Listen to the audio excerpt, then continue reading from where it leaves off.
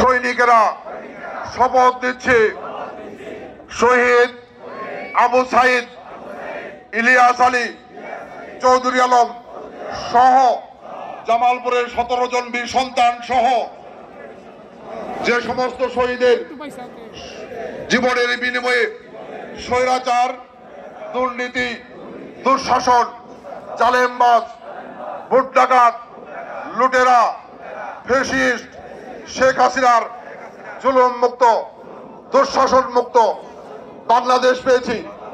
এই বাংলাদেশ বিনির্মাণে তারেক রহমানের নেতৃত্বে সুষ্ঠু নির্বাচন এর মধ্য দিয়ে জনগণের ভোটে নির্বাচিত সরকার প্রতিষ্ঠার জন্য আমরা ঐক্যবদ্ধভাবে সর্বোচ্চ ধৈর্য ধারণ করে আমরা আওয়ামী লীগের সেই ষড়যন্ত্র মোকাবেলা করব।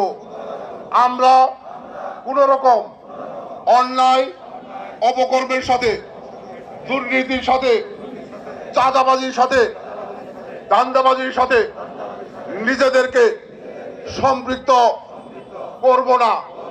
আমরা অন্যায়ের বিরুদ্ধে, চাঁদাবাজির বিরুদ্ধে, লুটতরাজের বিরুদ্ধে বিএনপি ঐক্যবদ্ধভাবে প্রতিরোধ করে তুলব। আল্লাহ আমাদের সহায় হন। একই সঙ্গে শপথ করছি আমরা এই র্যালি শেষ পর্যন্ত সকলে সুশৃঙ্খলভাবে এই র্যালি শরীক হয়ে উপহার দিব।